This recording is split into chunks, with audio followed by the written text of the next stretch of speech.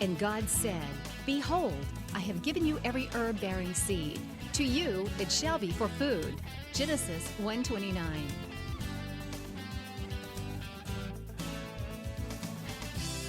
Man did eat angels' food. He sent them meat to the full.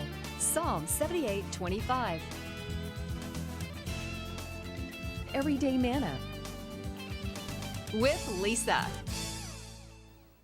Hi everybody, and Merry Christmas. Today we are going to be doing some Christmas some Christmas recipes, some easy things that you can cook for your holidays. You know, a lot of times people get together on Christmas Day, they get together Christmas Eve, or any other day. The holiday season, Christmas season, from Thanksgiving through New Year's is busy, and we are having get-togethers at various times. So I wanted to give you some easy recipes that you can do that everybody's gonna like. And we're gonna actually get started with dessert. One of my favorite things to eat is a warm, fresh from the oven brownie. So today we're gonna make some brownies, and we're gonna make a homemade chocolate sauce, and we've got some ice cream, and it's gonna be fabulous. Then I'm gonna show you how to do an easy, quick prep. Crock-pot ham. Say that 10 times fast. A crock-pot glazed ham that is absolutely divine and couldn't be simpler. And then we're going to make a wonderful salad to go alongside that. So let's get started on our dessert. My oven is at 325 degrees. Now I have found there's one particular, and I'll tell you the brand of this. I normally don't give out brands, but this one is the best, I think. And this is the Ghirardelli brownie mix. It is absolutely scrumptious. So this is just one box of the Ghirardelli brownie mix. If you don't use the Ghirardelli, you will need to read on the back of your box and see what you need. Now with this one, I need 1 egg. So I'm going to put 1 egg in here, and I'm gonna lightly beat it. Just kind of get it broke up. And then my box said some oil and water, so that's what we're doing. Brownies are simple to make. And then you're just gonna add that right to the mix. The key with this is don't over mix it. And this holds true with cake mixes, with muffins, with pancakes, with brownies, with anything. If you overbeat it, it's gonna be tough. With brownies, you just wanna mix in your liquid ingredients until there's no dry, floury mixture left. I've got a glass pan there that I have sprayed with non-stick spray that is for baking, and I have lined mine with a sheet of parchment paper because I find it's easier to get it out, and I'll go over that in just a second. But I just want to get all of the dry flour mixture stirred in there, about 50 or so strokes, until there's no flour mixture, and that's good. Now, what I did was I kind of made a sling. I sprayed the dish, and I cut a sheet of parchment paper, and I left the sides out, because when it's done, then you can lift it right up from there, and I'm gonna just pour this mixture into that pan. And my oven is preheated. And I use a rubber spatula to get all that out of there. And what little bit's left, you lick. If you've never licked a brownie bowl, you've missed something in life, or the little beaters. And then just kind of spread it out. What I do is I take this and I go on the side there, and then you can take it and scrape to get even more of that goodness out of there. Now, this will go into a 325 degree oven. Takes about 40 minutes. So that just needs to bake. Now, we are going to get started on the ham. And this is something you can put in your crock pot the night before. It works great. Or you can put it in your crock pot the morning of, whatever works for you.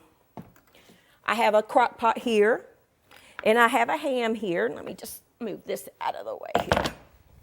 On my cutting board, this is a half semi-boneless ham, and I'm just gonna take off. You can use, whatever kind of ham you like. The spiral glazed works really well in this kind of recipe. Get that wrapper off of there. And there, most of the time, will be a paper type wrapping on there, and you need to get that off. And if there are any really big pockets of fat, you will want to get those off, but it's going to have some fat on it. It's a ham. Whatever kind you like will work in this recipe. Now, what I like to do is take a paring knife on a cutting board, and I like to just score the ham just a little bit, about, I'd say, 1/4 of an inch deep.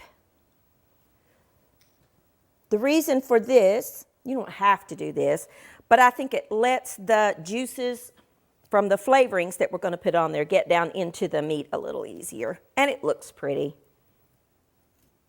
And that's all you need to do. Then we're going to put our ham down in our crock pot. Make sure the ham that you buy is a size that will fit in your crock pot. If not, you're going to need to cut it in half. But this fits perfectly down in there. And then I'm going to take some brown sugar. I'm using light brown, and I'm going to pat it on the sides of my ham, about 1/2 cup or so. I mean, you don't have to, it's not rocket science. Just coat it with some brown sugar. Press it on there as best you can. Some will fall. That's okay. Let me rinse my hands here real quick. I'll wash them when I'm done. Just get some of that sugar off. Then 1 can around the sides. Try not to put it over the ham because you don't want to knock off that brown sugar. But pineapple chunks, juice and all. And then some honey over the top. Now I do put the honey over the brown sugar. About 1/4 cup or so of honey. Put this on low. And for this ham, this size ham, about 6 hours or so on low is good. Actually, I'm just going to let that finish because just drizzle some all the way over. There's enough in there for me a cup of tea. I love honey in my tea.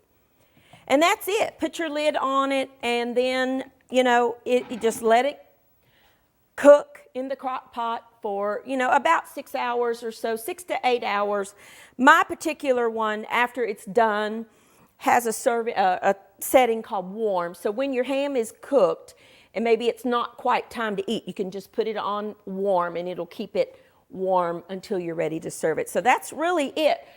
A ham in your crock pot is easy, and it will free up your oven to make the other side dishes and things like that you're going to be serving, and it's delicious. And because it holds in the heat, the ham stays moist, and it's so good, and it could not be simpler. I'm just going to clean this up, wash my hands. When I come back, we are going to make a salad with I'm going to show you how to get those little seeds out of a pomegranate with a red wine vinaigrette, and then we're going to make our homemade chocolate sauce. I'll be back in just a few minutes.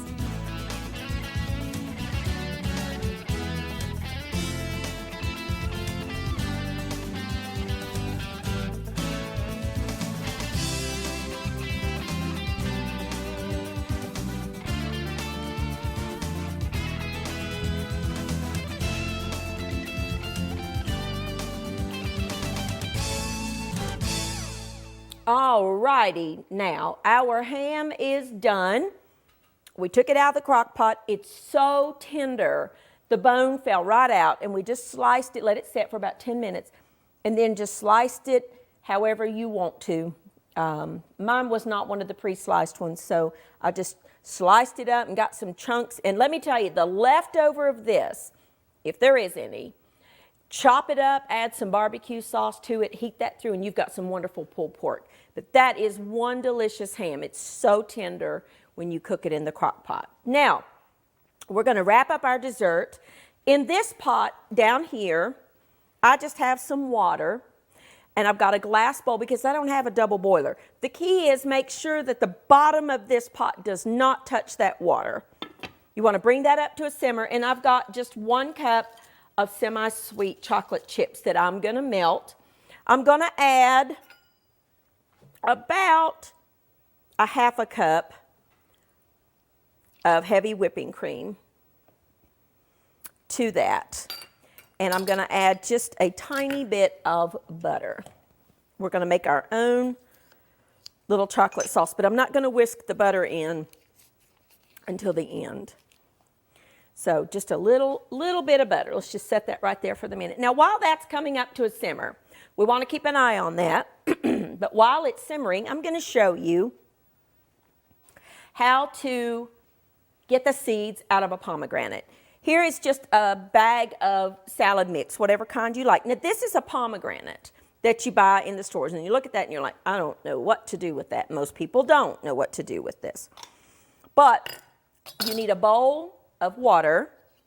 You can do it a couple of different ways. You want to cut it in half. This will bleed, so make sure you use it over, bleed, I shouldn't use that word, but over a board. And then you can score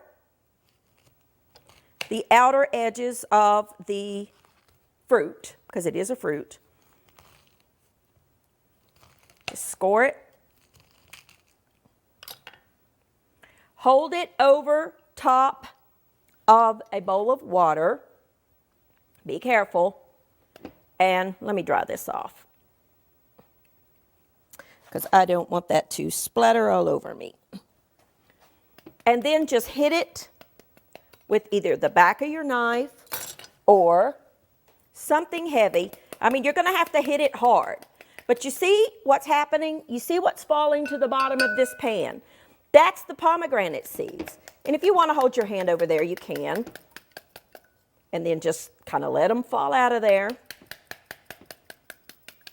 Great thing to let your kids do. It's a little messy, but look in there. Look at all those delicious seeds. I want to show you up close. The little seeds are what you're going to eat. If it's a little big for you, another way you can do this is cut it in half, cut out a section of it. I'm trying to show you 2 or 3 different ways. And then over a bowl, take your fingers and dig out the little, they're called areoles is what they call them. Now, what will happen is the seeds will go to the bottom, and the white stuff, which you don't want, will float to the top. And these are little pomegranate areoles or seeds. The little red seeds are what's edible in a pomegranate. The rest of it is not edible. So you're going to want to do, again, you can hold it over there and beat the back of it with a knife, or you can take your hands, either way, and just get those little seeds out of there. They're so good. I love pomegranate seeds. The reason you want to do it over a bowl is to separate this part, because you don't want to eat that. Stir it down with your fingers, and the little red things will go to the bottom, and this white pithy part will come to the top. And that's how you seed a pomegranate. You can buy these little things in the store already seeded, but they're expensive when they do the labor for you. So I just get the whole pomegranate and do it myself. My water's simmering here. Don't want to let that chocolate burn. So let's switch back to the chocolate for just a second while this settles. And I'll show you what we're going to do with those in just a second. Whisk your chocolate and whipping cream together, and it'll melt. into a sauce. Let it go. I'm going to turn that down just a little bit. Let that chocolate melt just a little more. Move my pomegranate out of my way. I'm going to show you something here. Remember back when, a little while ago, we made the brownies and we put them in the pan with the little foil sling? Right there's why you do or not the little foil sling, but the little parchment paper sling. Turn that down to simmer. I'm going to add my butter in there. Let that butter melt until it all becomes one big delicious bowl of melted chocolate sauce. That's all there is to homemade chocolate sauce. Be careful because the steam is hot. Turn that down. Actually, I'm going to take that off the heat for just a second while I cut my brownies. Now, we're going to cut our brownies. You can take them off the little foil if you want. Little pomegranate. Ain't going to hurt nothing. So take a piece of your brownie, put it in the bottom of your bowl. I'm using vanilla, but you use whatever kind of ice cream that you like. I like vanilla with this particular dish. And then your sauce. And that's it. Let's stir that butter in. Now that I'm back over here, I can put it back on the heat. Chocolate over a double boiler like this, and you can do this in the microwave if you wanted to. I just wanted to show you a different way. You cannot leave it alone. If you leave it alone, what will happen is the chocolate will scorch. And once it starts melting and you stir in that butter, just keep whisking it until that is completely melted, and you've got a wonderful homemade chocolate sauce that is better than anything you're going to buy in the store. And it just takes a few seconds. I used heavy cream because it's the holidays. If you wanted to use half and half, you could. Or even milk would be fine. But then my ice cream fell off my brownie, melting. That's okay. Now, take some of your sauce, kill the heat. And the best part, are you watching? Looky there. Oh my goodness. And that, my friends, is a hot fudge sundae. You're not going to get that anywhere that's that good. That is so delicious. Oh, so good. You could do some whipped cream on top if you wanted to. But there's dessert. So let's finish up our salad. Now, back to our little pomegranate. Remember, we've got the, where my little strainer went. Hold on here just a second. Oh, well. Hands. Let me wash my hands. Let's go wash our hands.